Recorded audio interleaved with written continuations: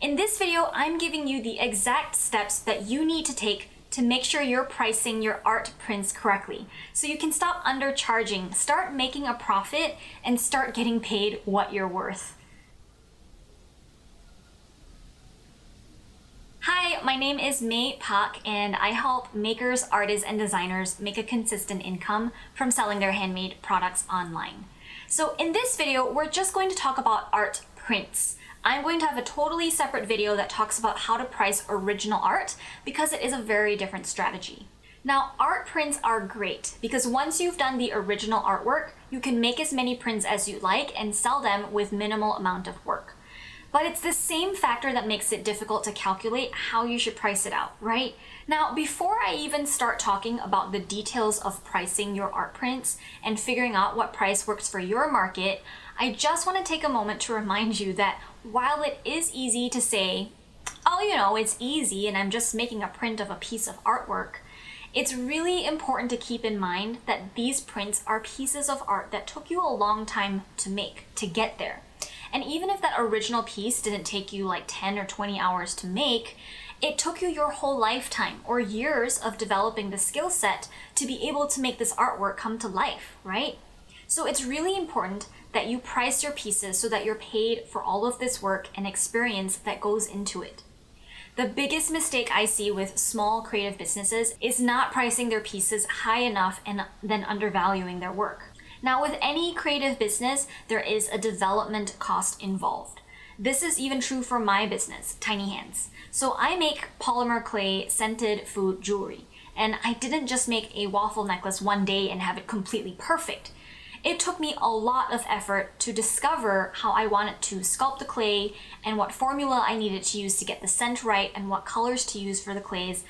And so when you're pricing any piece of work that you're selling, it is important that this initial development time is included in the calculation of the final price, because you will spend hours creating the initial work of art before you produce the exact pieces you're selling. But this is why profit margin is important, and that comes into play later in this video. So there are two factors you need to keep in mind when you're deciding how to price your art prints. The first is the cost, and the second factor is the market.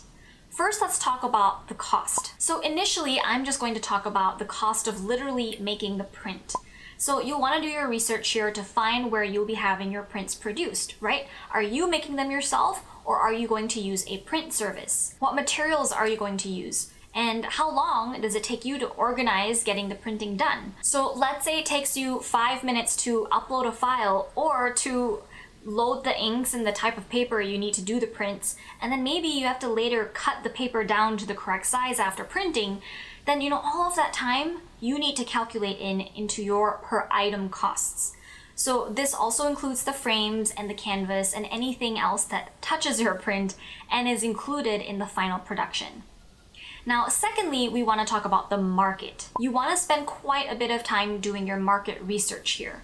So look for similar types of pieces and look at what they're charging. For example, if you're doing watercolor prints, what are other watercolor prints priced at?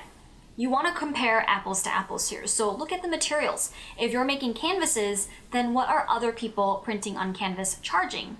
If you've got a print size that's 16 by 20 inches, then what are other people who are printing 16 by 20 inches charging? Then write down those price points, and even write down while you're at it how many sales that shop has had, so you know what sizes and materials are popular. So you can decide what options you definitely want to offer your customers and what to leave out because they're not so popular sizing options, for example. I recommend doing this step on Etsy so that you can see all of this information easily. And once you do all of this research, you will have two different numbers, right? You have a per item cost, and you have a rough idea from your market research about what your style of art could be priced at.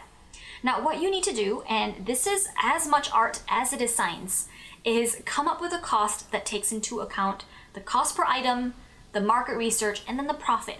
And this is very important. So let's just say, as an example, every print that you make costs you $5 in material costs. And you do a bit of research and you find that if you do it in one kind of paper, you can sell your print for $15. So that's $10 over your literal materials cost. Generally, it is a good idea to price your products at 2 to 4 times, if not more, the material costs. So if you're able to sell your print at $10, great. That's the bare minimum I would recommend to you. But since you're seeing other people sell a similar print for $15, you can decide if you want to be known as the more affordable option compared to other shops and charge $10, or whether you want to be known as a shop that's higher end because maybe you provide better service, or maybe you have more authority in your space as an artist. Like maybe you have a lot of customers who are celebrities, in which case you can definitely charge more than 4 times your material costs. And then of course you do also have the option to just charge $15 like everyone else. So let's talk a little bit more about what the market will bear. One thing that I have observed is you want to be at the higher end of what the market will bear. And this is not only because you deserve to be paid for your labor, your skill, and you need to profit for your business to be successful, but a consumer perceives a high price as being an indicator of a higher quality product. So if you go to a store and you see a pair of $30 shoes, and then you see another pair for $120, the average customer perceives the $120 pair of shoes as better quality, even if they're not. Isn't that interesting? So in fact, in the fashion and makeup world, many highbrow brands are producing the same products with the same ingredients in the same factory as their lower price brand competitors.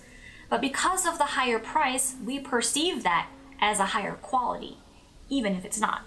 So keep this in mind as you're pricing. You don't necessarily want to compete on price with other people, and it won't serve your shop to be the bottom price in this scenario, because the opposite is true as well, and people might be thinking that there's something wrong with your product if it's priced too low. It can make you seem less trustworthy, like, it's too good to be true. Okay, so let's say you're in this situation where your market research reveals that you just can't price your art what you had hoped to earn based on what you've observed.